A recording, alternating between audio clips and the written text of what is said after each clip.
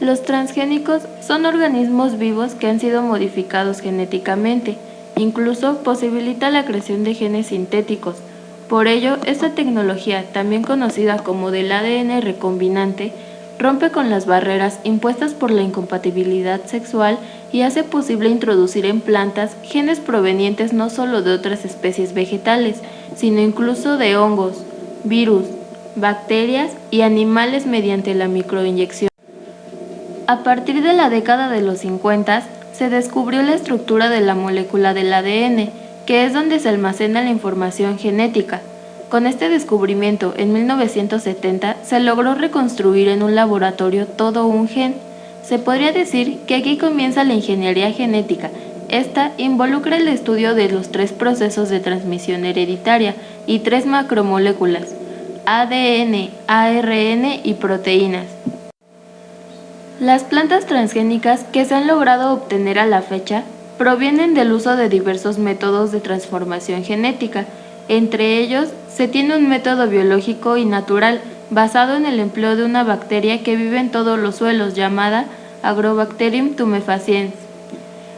Un alimento transgénico es el resultado del proceso de la ingeniería genética y se le denomina organismos genéticamente modificados, en el cual un organismo es modificado mediante la incorporación de genes con el fin de lograr nuevas características. Con el advenimiento de la llamada ingeniería genética, se hizo posible transferir genes específicos de un organismo a otro, aun cuando no exista ninguna forma de compatibilidad de los organismos entre sí, y hacer que estos genes foráneos se expresen en el organismo receptor. Por ejemplo, se han insertado genes de peces en papas y en fresas, para transmitirle la característica de la resistencia al frío, genes de crecimiento humanos para alterar la producción de hormonas en ganado, aumentando la producción de leche y un largo etcétera. Posibles ventajas.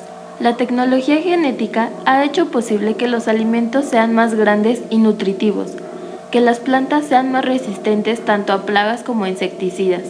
Los animales aumentarían su resistencia al frío y a las enfermedades. Por tanto, los campesinos tendrán mejores ganancias. Algunas desventajas son la recombinación de virus y bacterias dando origen a nuevas enfermedades, transferencia de la resistencia a antibióticos, generación de alergias, mayor nivel de residuos tóxicos en los alimentos, efectos desconocidos y no previsibles, incluso mortales, efectos secundarios de farmacéuticos transgénicos y, por supuesto, daño a los ecosistemas. La situación nacional ha empeorado. Las importaciones de maíz transgénico siguen a la alza y lo peor, está comprobada la contaminación de maíces nativos, consecuencias de ADN transgénico. El INE y la CONABIO confirmaron con base en los resultados del análisis realizados por el CIMBESTAB el hallazgo del maíz nativo contaminado con maíz transgénico en las comunidades de Oaxaca y Puebla. Para el caso del maíz transgénico, Greenpeace considera que la liberación de esta especie, simplemente porque somos de centro de origen y diversidad genética, debe ser prohibida. Es un error arriesgar a los cientos de variedades nativas de las cuales se alimentan millones de mexicanos. El gobierno federal hace lo posible por no hacer nada, y el Congreso se despreocupa por proteger al capital privado.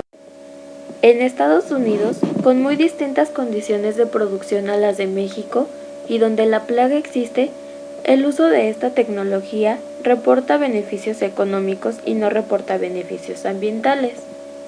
En México, donde la principal plaga que combate el maíz BT no existe, los rendimientos del maíz no aumentarán ni disminuirán el volumen de insecticidas empleado, pero los productores aumentarán sus costos en la compra de las semillas y deberán pagar derechos por el uso de la licencia. Es un negocio redondo para las compañías como Monsanto, pues la semilla está adaptada para tolerar la herbicida Roundup Ready a base de glifosato que produce la misma compañía.